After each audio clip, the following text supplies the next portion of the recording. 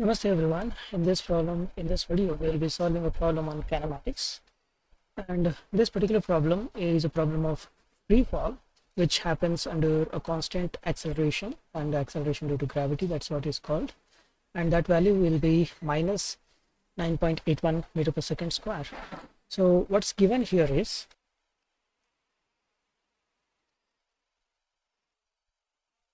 a tower of height 30 meters. And we have been told that a ball is dropped from the top, and dropped means the initial velocity will be 0. And at the same instant, at exactly the same instant when this ball is dropped, we have another ball which is thrown upwards. Fine, it's thrown upwards with an initial velocity of 15 meter per second. And we have been asked to find a third position where the downward coming ball and the upward going ball, both of these will be overlapping. So just for convenience, I will give these points as some notations A, B and C. So the length AC for us is 30 meters. Fine.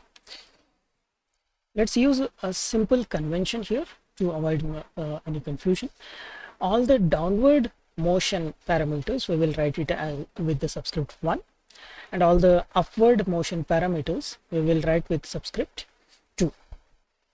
So initial velocity for downward moment u1 is 0. Let us assume the height or distance that it is traveling, which is of course equal to AB. This we will just assume it as some variable x. Then the distance yes for this one, yes, this is 1, yes 1, this is yes 2. So yes 2 will be equal to 30 minus x. The time taken for both the motions, is t seconds, because they are meeting exactly at the same point. So now with this information, we need to find the distance x. So let's proceed.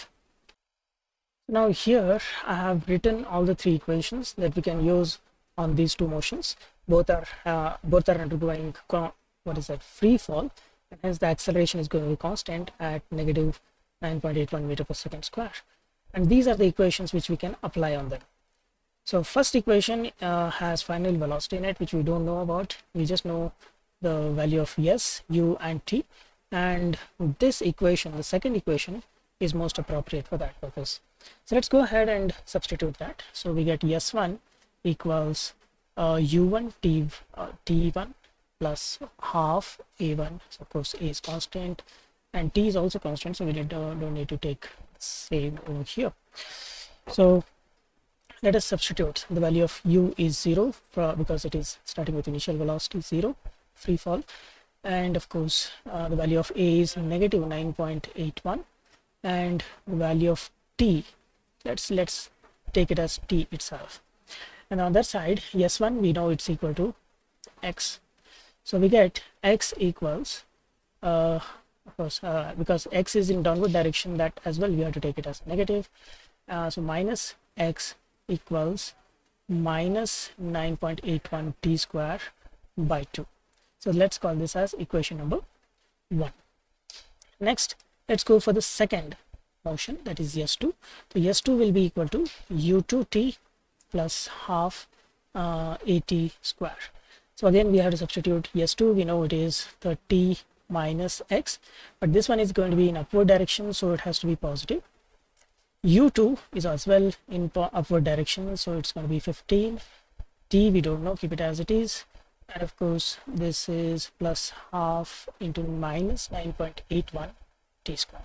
So when we simplify this, we get 30 minus x equals 15t minus 9.81 t square by 2. So now here we can easily see that minus this value is equal to negative x. So when we substitute that here, So when we substitute that over here, so either you can substitute minus x equal to this, or on the other side this one.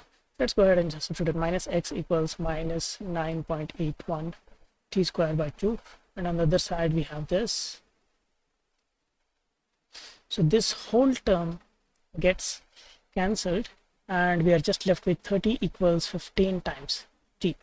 So t will be equal to 30 by 15, which is 2 seconds. So when they are meeting, we have found the answer to that. They are meeting after 2 seconds from the point when they are left.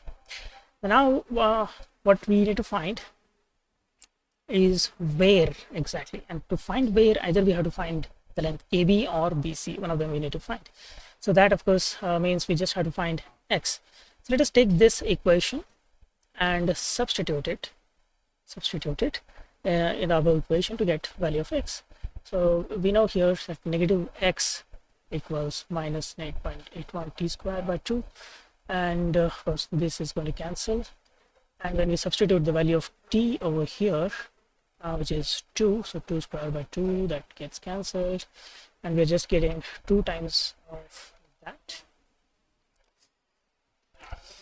When we feed it here into 2, we're getting 19.62. So x is 19.62 meters. So 2 answers we have found. This answer is to the question when.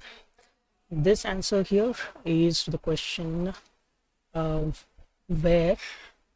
So this distance again is from the top, fine. So if you want to find the distance from the bottom, you just have to subtract 30 minus this, you will get you answer from bottom. Now the question doesn't end over there. He's also asking what is the relative velocity,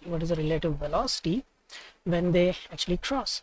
So for this purpose, we'll have to find the final velocities for both cases, and then we'll be able to find the relative velocity. So let's go ahead and find that. Just moved our previous calculation aside so that we get space here to do our present calculation. So we'll be using v equals u plus at equation. We already know what is time, acceleration is constant, initial velocity is given for both the cases. So let's go ahead and use this. Of course, let's first use it for the first one and substitute it. So v1, final velocity of the downward moving object, will be 0, and of course it's going to be minus 9.81 times 2, which again comes out to be 19.62 meters per second. Of course this is negative. And coming to the second one, v2 equals u2 plus at. Now v2, we need to find u2 is upwards and it is 15 minus 9.81, that is the acceleration because it is downward direction, and time is 2 seconds. Let's see what we get over here.